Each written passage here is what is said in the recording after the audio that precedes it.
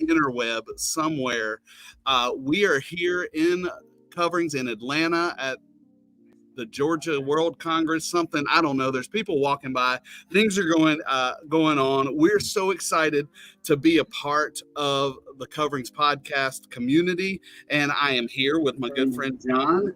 Welcome, John, to the Tile Happy Hour at noon. So we're not drinking yet, but maybe we have a hangover. Well, okay. Well, maybe we have a hangover. Two guys. So it's the Tile Happy Hour. We normally broadcast Tuesday nights at 8 p.m. every week. Tile Happy. It's Craig Cahoon. Well, okay. Well, speak for yourself, number one. Number two. Tile Happy Hour.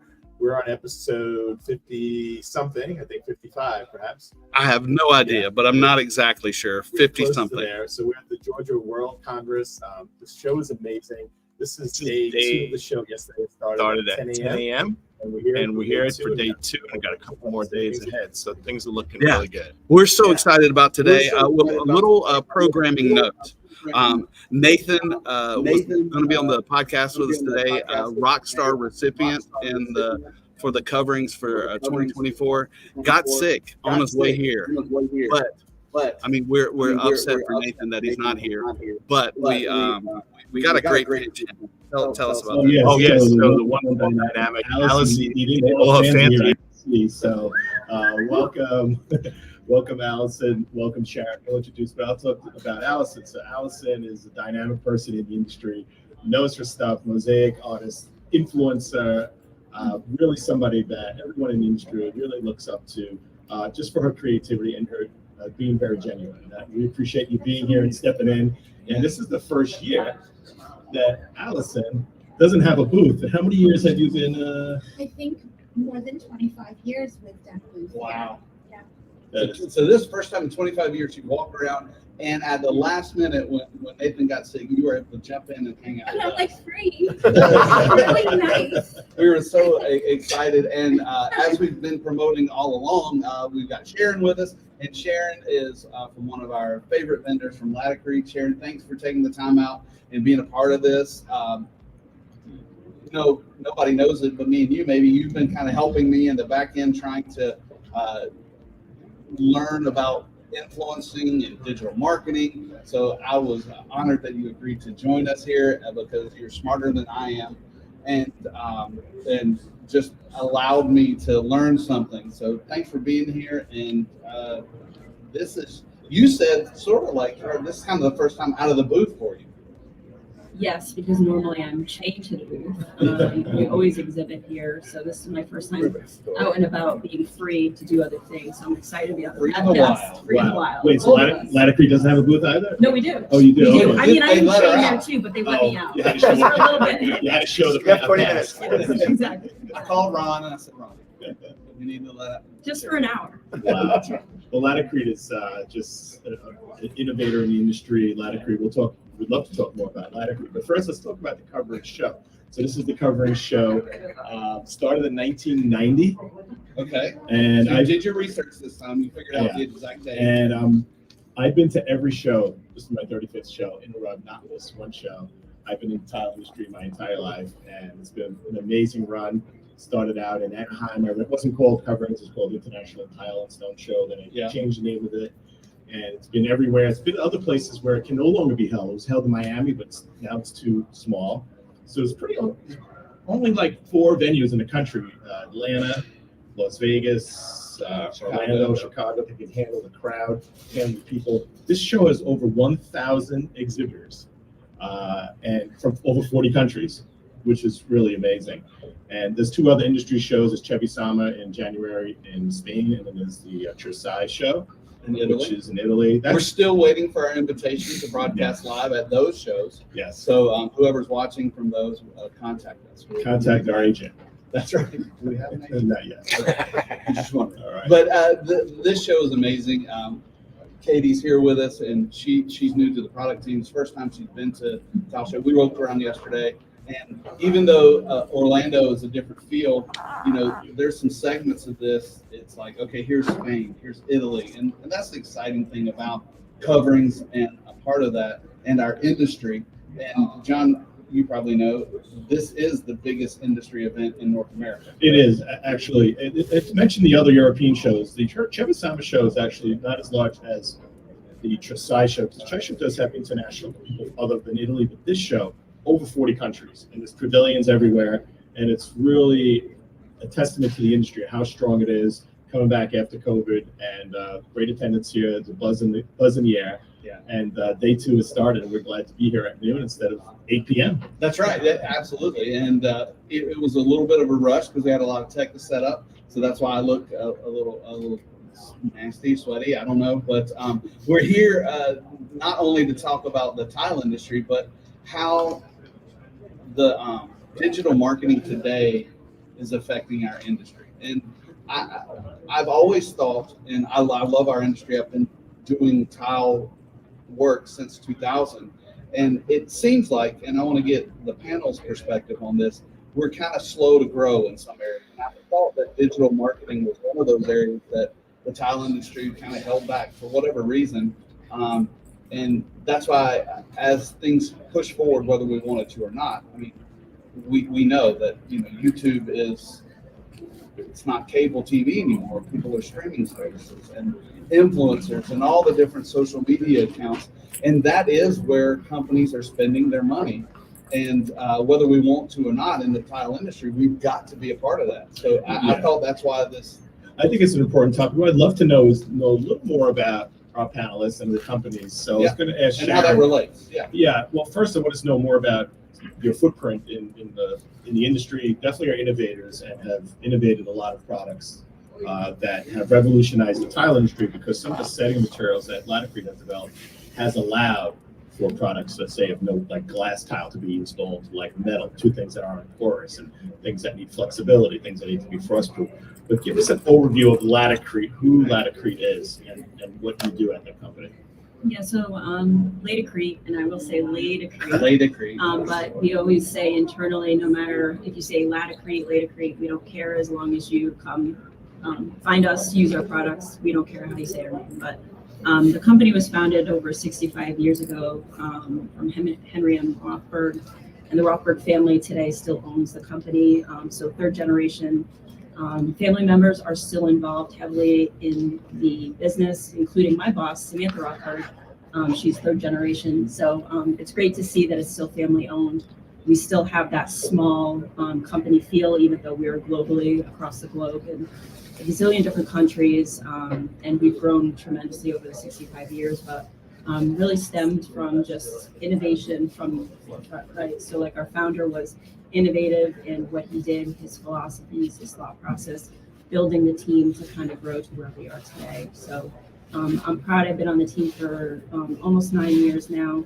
I did not come from the construction industry. I have a marketing background. I've been in marketing for about 25 years. Can't believe I said that, but it's true. Since birth, yes, I like your style. Since birth, in the womb, I was in marketing and joined the company about 9 years ago. So I started as a social media strategist. So I relied heavily on what we were doing on social media for the brand, specifically for North America. Our other business units have their own social media. Obviously, it's very different from country to country, what we do, what's popular. But here in North America, and then about 2 years ago, I became a digital marketing manager. So now I oversee strategy, website development, content, paid ads, influencer marketing now. This is a thing for us in the last few years. What else? It's Search evolved. engine optimization. I mean, anything. It's evolved tremendously. I can imagine Over from the 9 last years ago, 9 years. the digital part wasn't even Yes. as much of a. So we want to dig into that, but first I want to hear a little more from Allison. Allison is a rock star in the industry, and we'd love to know more about your company. And 2nd-time guest on the. That's right. Thank you. Yeah. That's true. So I'm Allison Eden. My company is Allison Eden Studios. We are out of Brooklyn, New York. I do creative manufacturing. I manufacture glass mosaic tile. I also make clothing and home accessories, but really my love and my passion is making tile. We make it all by hand in our studio. I've been doing this for over 30 years now, and I remember us talking at our podcast, and she talked about the first tile. She had no tile cutter. Tell us about that and how you installed it with what? Oh, which project? Oh, I mean, well, we were talking about Elmer's glue and a hammer. Oh, okay. So, well, that was my first showroom. So, my very first showroom project, I was given a vignette to do, and I had no idea how to put the glass to the wall. So I just went to the 99-cent store and I bought Elmer's glue, and I sat there and I glued a little Elmer's to each piece, and I put it up on the wall, and I broke it with a hammer. The problem was I was breaking it with a hammer on top of their floor that I didn't think to bother to cover. But I'm still in that showroom today. So, but using better products. yeah, now I'm using Laticrete. So, and I love Laticrete. Right. So for 30 years, like I really have been, after my Elmer's glue, which seemed to work fine, I started using Laticrete and I never went back. Yeah. we talked about Laticrete. So Sharon, Laticrete and Laticrete. So Lata stands for what? Latex. The latex, right? Yes. I don't know. Most people In the South, I call it Laticrete. Yeah. This because I'm from Tomato. Yeah. But Sharon, being in the digital marketing world, was that I know it was a conscious decision, but do you know much about that from a corporate perspective from Laticrete, where they said, okay, we need to invest in that? Do you know kind of how that evolved? Was it accident, or did you just throw your resume in, or? No, I mean, the digital marketing existed before I came on board, but I think it really like amplified over probably at least the last like 7-8 years. You know, our executives said, hey, yes, tile and stone is, I would say, agree, is a little behind a lot of other industries. However, we knew that forward facing, this was going to be the thing, and we need to start investing down in our team, in what we're doing, start thinking ahead. So it's definitely evolved. Now I would say, you know, we've got more team members on board, and you know, our executives like Ron Nash firmly believe he was like one of the innovators on our space in social media, started this private Facebook group that's evolved. He's really been supportive of what we do and what we continue to do and test and try and fail and succeed. Our company is big on that. You know, to learn and grow, you have to fail. And that's a unfortunately, that's a big part of social media marketing. You know, is there's not one thing that worked great last year that works great this year. It is an ebb and flow of how that goes. Allison, how do you navigate social media, and is that a conscious decision, or is it just selfies? I don't know. Okay, well, Well, what you had for lunch? well, so I don't even have a computer. So How did you end up on this panel? I'm so happy to be here. Well, okay, so I use my phone for There's a everything. computer in your pocket. And Yeah. but I learned Instagram very well, and that was really my way into the world. And I post all the time, and I post all my projects that we're doing, and I find that they're so beautiful. I think that other people would like to see them too. Right. So I hope that what I put out there. Well, I've noticed you put finished products, but you also show in the works. I think I like that the best. To see in your studio, you have a stencil of a pattern, and we actually worked on a project together, a cruise ship, the largest cruise ship in the world, Icon of the Seas, and Allison was part of that with me. And we did the ultimate family suites. This is like an $8,000 a night room, and we did some glass mosaic. And we just got a message from them, as you know, a few weeks ago. They needed to move some plumbing on the ship, and they need to replace some product. And they said, John, we just need to know, we just want to order a certain part. And I was like, everything is made to order. There was no such thing as replacing just those few items. We had to do the whole thing over if they wanted to do that. So my point is, it's actually exciting to see that yours is not mass produced. It's not on a template that's reproduced. You're making it to size of the space. Right. Every project is made to order, and they're all customizable, which is really like a beautiful thing to have something really handcrafted. And what's interesting is so Sharon was talking about Laticrete. Pardon me, but it's not as sexy as the tile, right? You know, thin set. But it's really a testament to social media that a company like a setting material company needs to be on social media and have digital content to put it out to have a loyal following, to get information out there. It's almost easier for Allison and our company, Tile Bar, to put product out there because it's really Pretty visual. pictures. Yeah, that's it. But did you find when you came into the company, you said 9 years ago, was there a social media presence? I know you said There Ron was. Nash started. And what did that look like? There was. It was very different from what it is today, obviously. At that time, we were really just kind of getting into social media when I joined the company. So it was more about, number one, building up our follower base and then figuring out what do you want to hear about? What do you care about? And a big thing from them that actually still stands today is we're big on educating.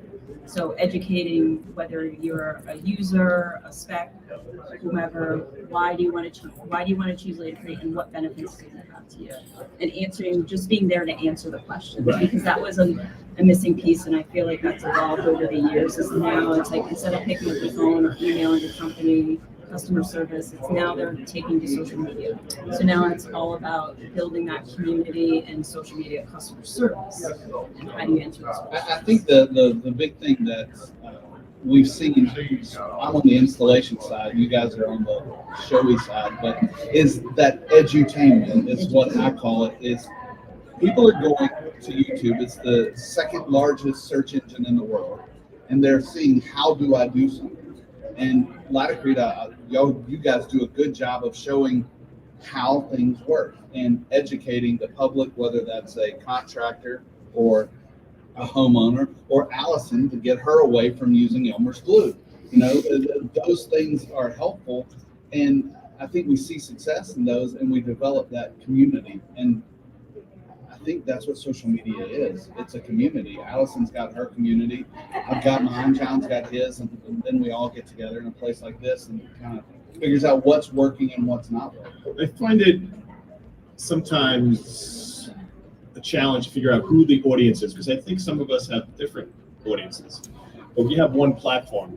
So like today we're broadcasting live now on Facebook, on X, on LinkedIn, and YouTube right now. And Instagram. And Instagram. And that's something that may have different users just based on the platforms. Right. Sharon, how does your company look at your audience? Do you have like a target audience and whoever else follows suit, or do you put content out for specific audiences at different times, different products? That's a challenge. Yeah, so primarily up until pretty recently on social media, mostly our audience is the installer. That is our primary audience, except for, I would say, a big exception is LinkedIn. LinkedIn, we have a lot of architects, specifiers, engineer, more professional type. Yeah. But up until now, it's been contractors. We are actually now starting to get a lot more DIYers, people wanting to do projects themselves. So that's kind of a new little spin on what we're going to do there. But primarily, that's where we've marketed our content to. However, depending on, like, if we're doing something on Instagram, we don't necessarily do the same thing on all platforms. Like, we may put up a different image on Instagram than we do on Facebook. We'll spin the message a little bit depending on what we see. And we're always kind of gauging the engagement to see, how people are responding to that comment, and then pivoting, because we know, like, we could throw something out there today. We're big on testing, so we'll do a bunch of tests to see what works and what doesn't, and then we kind of pivot and move forward and kind of learn and grow as we go. So I think of like social media as like a big fishbowl. I mean, it's just, okay, let's see what works today, and what works today doesn't work tomorrow. Well, so that's the fun and exciting part, I guess. It is. The nice thing about it is it's free. I know it's not free for your time and the company's assets and imagery, but it's not like an ad you're paying for. I mean, you could boost something once you see how it's doing A/B testing or whatever, but overall the platforms are free to use, so it gives you a little more latitude to test things out. And if you're taking commercial on the Super Bowl, you have to put a lot of money into production ahead of time. You can just throw things out. And some people like that kind of organic, Blair Witch Project kind of like, hey, here I am, But I would be showing the product.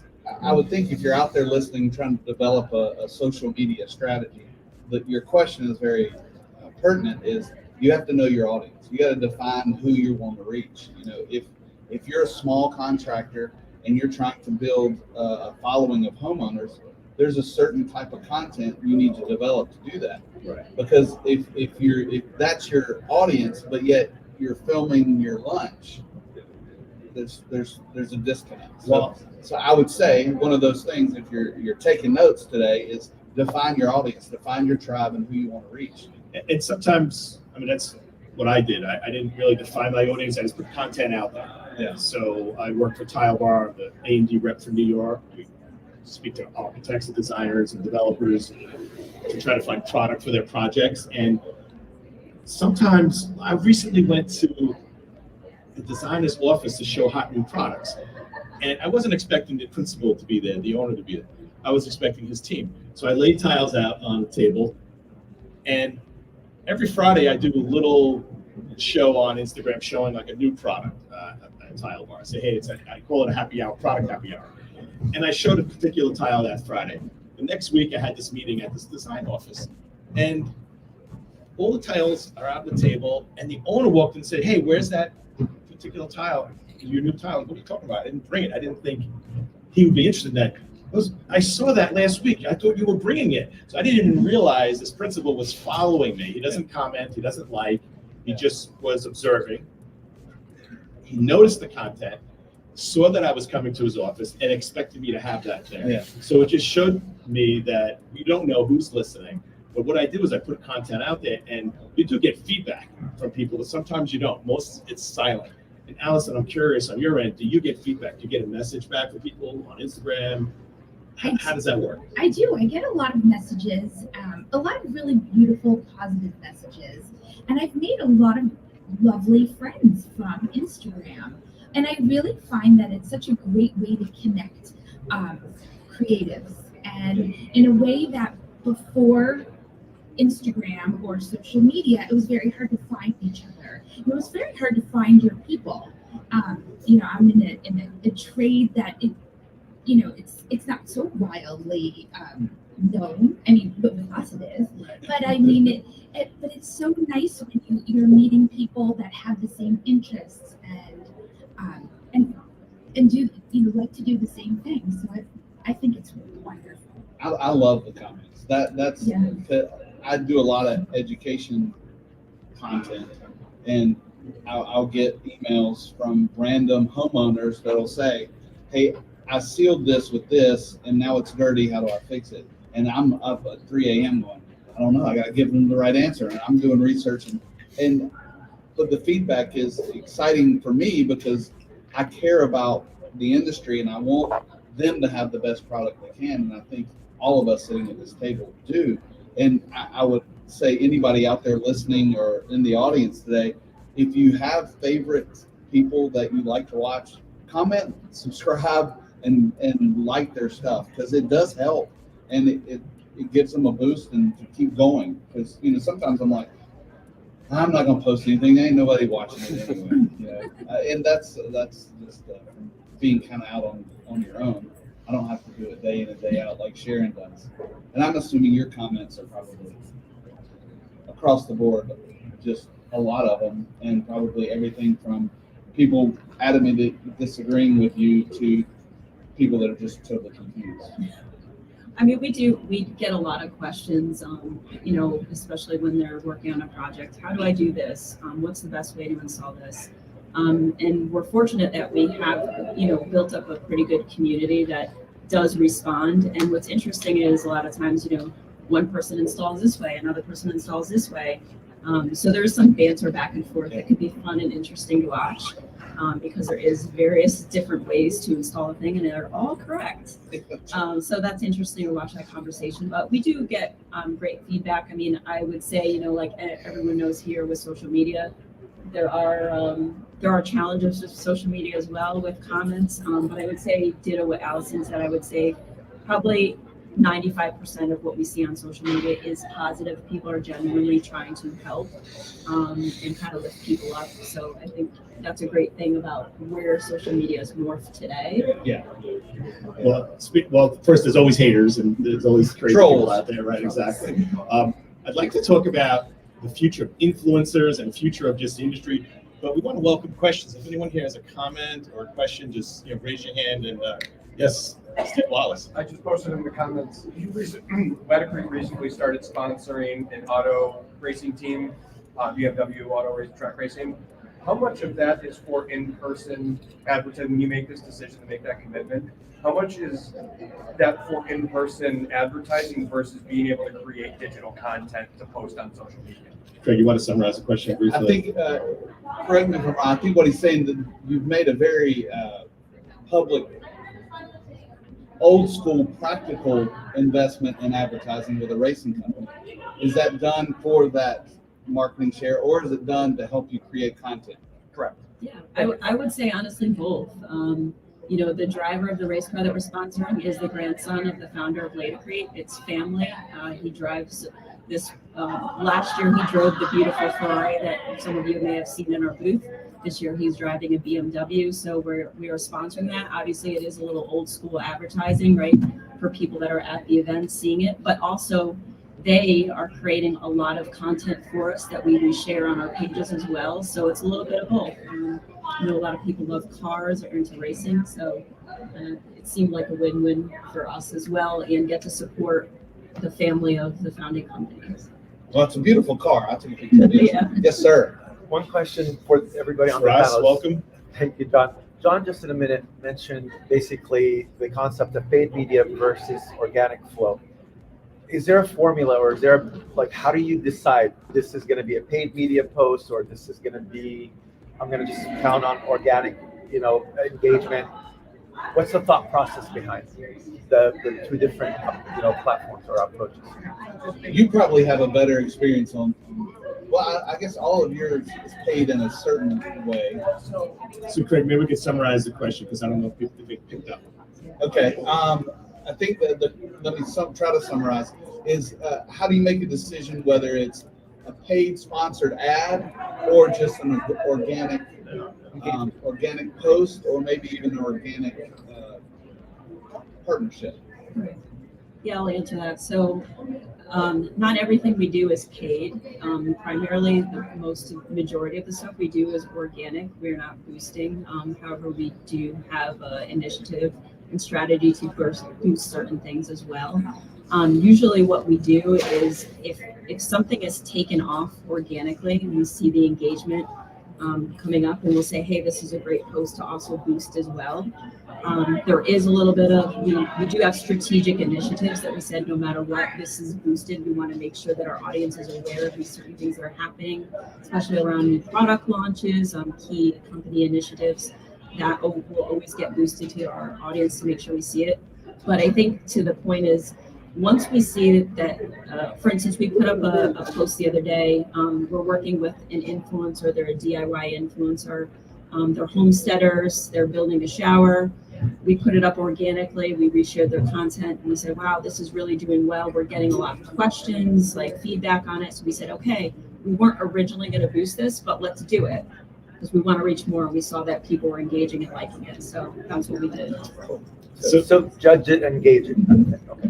So Allison, what's interesting is Allison's our own influencer, and I mean that very endearingly. But do you see her hiring an influencer in addition to herself? I mean, because your company. Let's pose that as a question: is if you're a small company like Allison, whether it's a design company or a contracting company, is it important to engage an influencer and spend money outside? Because that's where our industry And now I is. think that's what people probably want to hear. Do you feel, Sharon, that companies like a small company that has their own influencing opportunities themselves, would they consider hiring on the outside? That's a tough question. I don't think I don't necessarily think as a small company you need an influencer. I like the idea of trying to be your own influencer if possible, Kind of like and building that content that people engage with and want to follow it, rather than say hiring someone to do it. Would you say similar to Nathan if he was here, but like his? I don't know what his long-term goal is, but he works for a living and he posts and he finds deals. Would you say that's a good model to follow as a small company? I think if you like doing that kind of thing, I mean, there's a lot of obviously new influencers in the space now. that kind of have built themselves up and are trying to get more into that type of space where it's like they know they're creating and putting up good content and figuring, okay, well, who else can utilize this content? What brand could I possibly partnership and work with?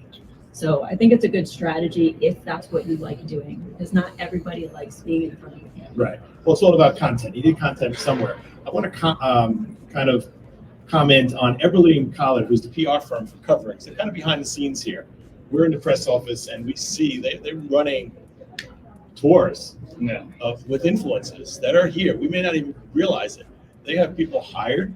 I don't know if they're supposed to be saying this or not, but they have people hired and they're taking them on tours, and then they're taking their own imagery and they're doing their own videos, and they're out there in the interweb probably tomorrow or next week posting things about the coverage show. And just like, I mean, who here has been influenced by somebody at a restaurant eating and then you go there, right? I mean, those are influences, right? Taco Bell. Yeah, exactly. There. They take the same 5 ingredients and made it Yeah, something new, it's amazing. and you're impressed. I'm there. Yeah. Well, I know, food's different in North Carolina than New York. That's pretty exciting to you. I want to, this is Eberly and Collard posted this on social media. They said, content reigns supreme in today's digital era.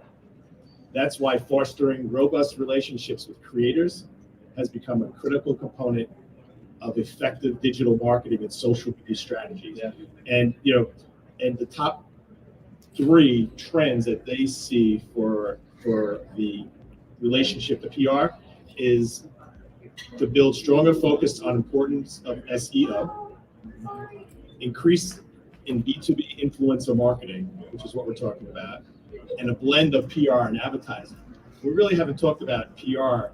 And would you consider social media advertising? Where does that fit? What do you think, Allison? I think it is advertising. Yeah. I mean, you're showing the world what you do and what you believe in, and you're showing your company, and it's a great way to get out there and go back and forth with people so they see what you do. I think social media is so important, and it's nice to have people follow you. I mean, in the last 2 years, I guess the content that we've been putting out, we've been inviting the greatest parties just to put content out. If nothing else, Yeah, it's like reason. gotten presents in the mail just because you can put it on your social media, which I think it could also be very addicting. Like, wow, this beautiful gift came. I have to get it. I have to thank them. So it's a lot of fun as well. So Do you remember the time when there was no social media? You've been in business for 30 years, you said, right? Yeah. What did you advertise in the I past? never once advertised ever. I've never. It was all very organic. Wow. Allison, have you been able to directly track social media to a sale? Yeah. Oh, and some amazing sales. Yeah. And I think the title is content to clicks, and clicks equal cash. Right, And, exactly. most of us are here because we're in a business and we make money, and there's a pathway, but it's not an easy pathway It's true. to get from a post, whether it's personal or bought, to equal that into dollars. So as a large corporation, how do you see that? I almost see it like lost money, and like you said, fishing. Nobody likes fishing. Everybody just wants to catch. That's why I don't fish, because I don't catch anything. And that's kind of what I feel like my social media campaign would be.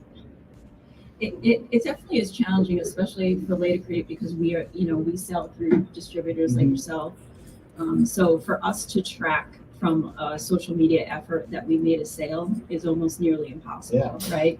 However, we track a lot of other things. So we track the engagement. We track how many people all of a sudden start. A great side benefit is, if we run a paid post, all of a sudden we see all of a sudden we've got a lot of new likes now following our page to see more content. So that's obviously a bonus. And then we also look at, we get a lot of inquiries of like, oh, I'm interested in this. Let me ask a question on how would I use this for XYZ project. So to me, that is another indication that the intent to maybe purchase down the line is there, right?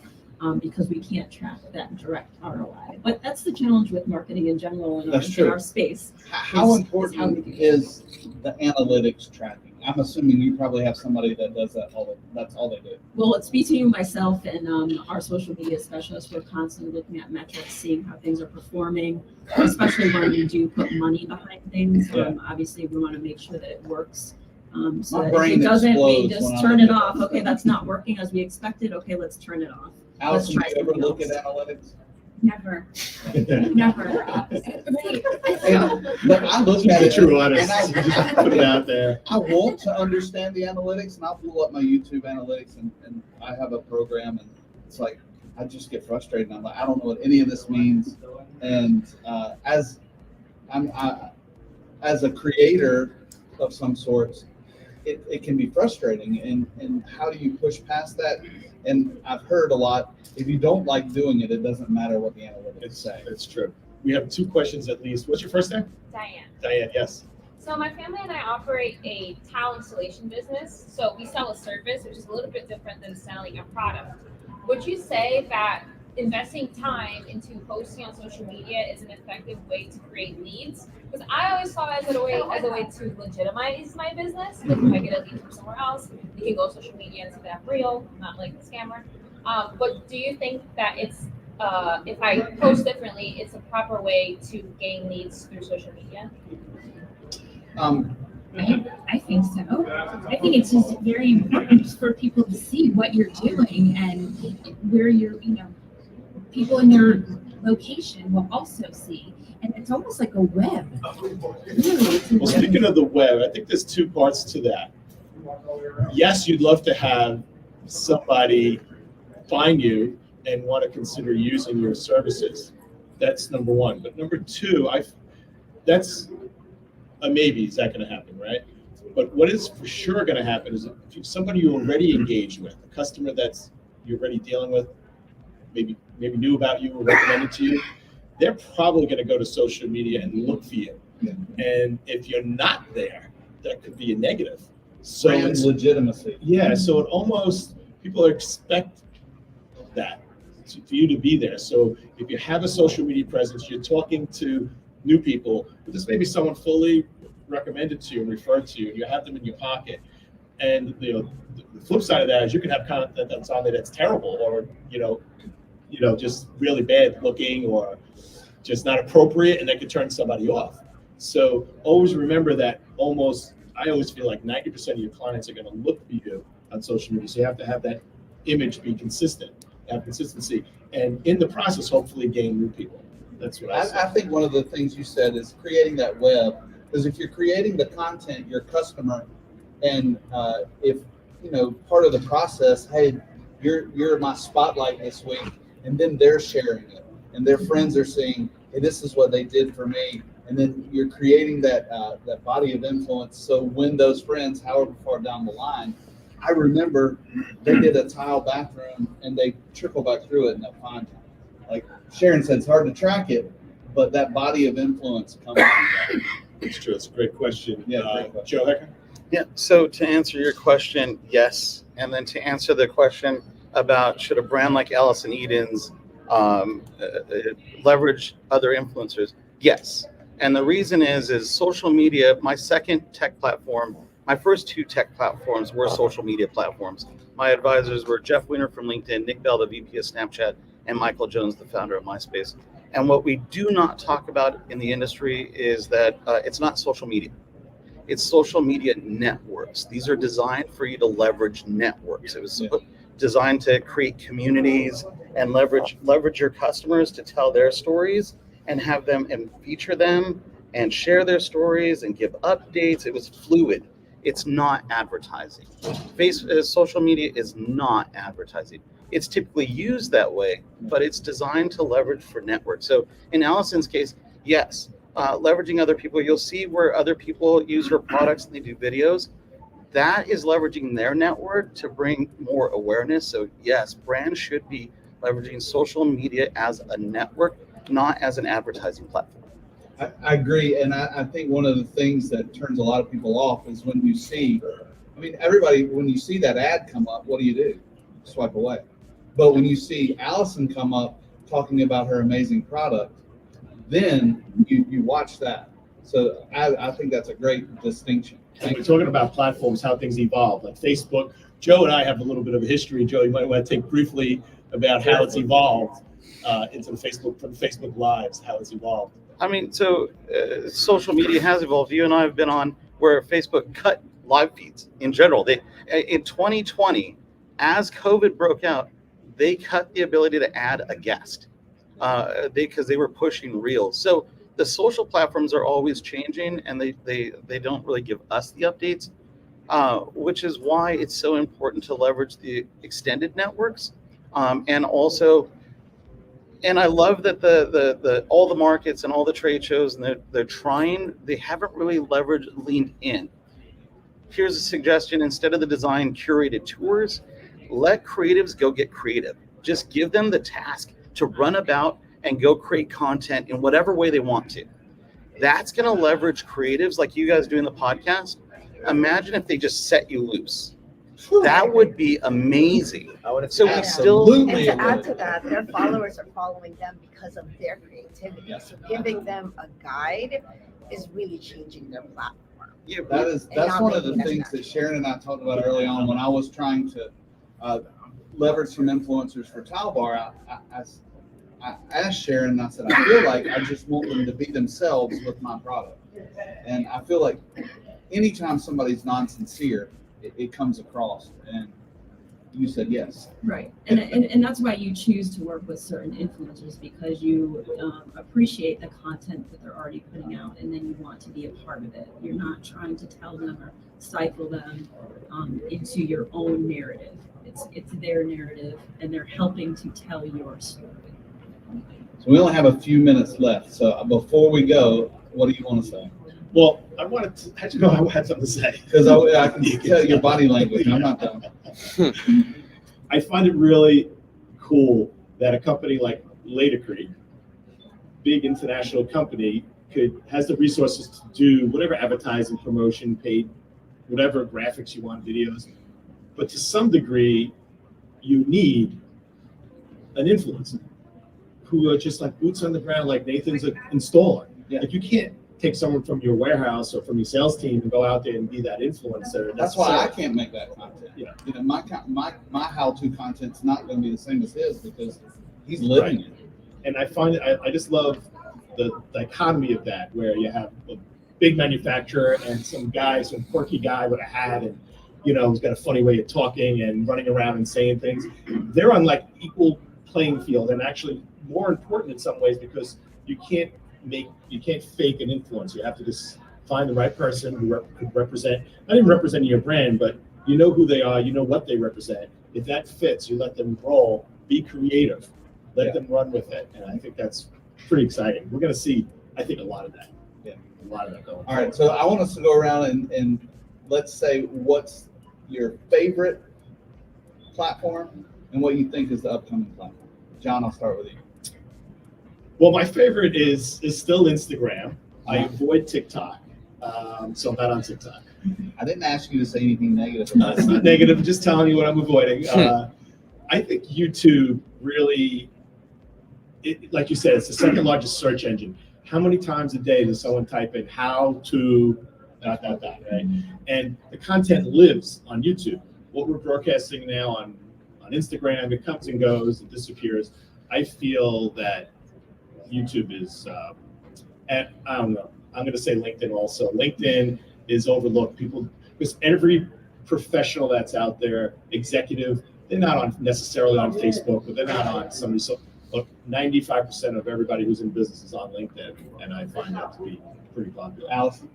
Well, Instagram is my favorite. I love it, love it, love it. I'm on it, all the time. I think it's just such a great connector.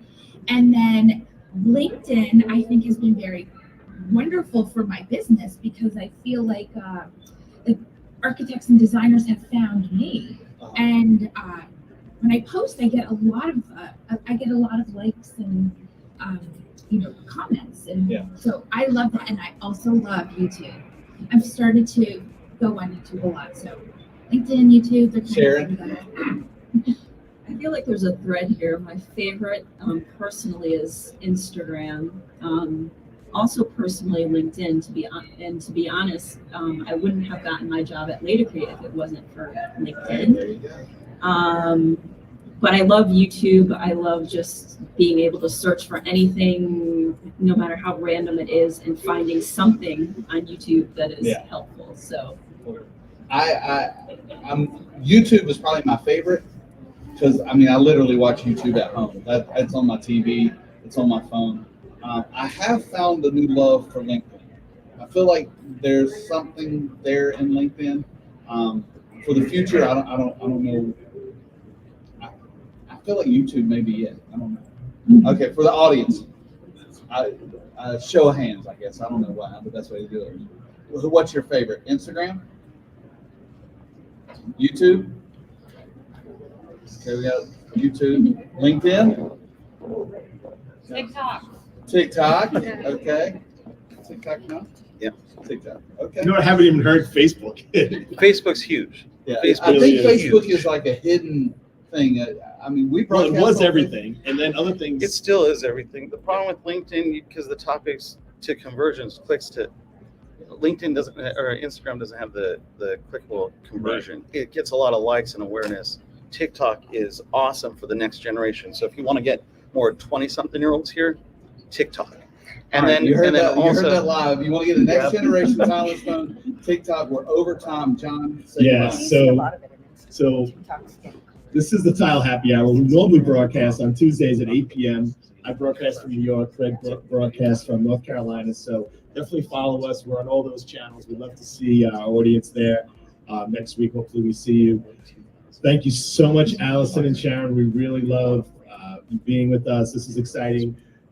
They may hang around a little bit, so if anyone has any questions in person, we have another podcast coming in after this. So I'm going to sign off. So this is John Tedisco. I'd like to wish everybody peace, health, and happiness. Craig? And I'm Craig, and thanks everybody for being here. Everybody in the audience, you're amazing. Let's always keep learning together and tile. Listen.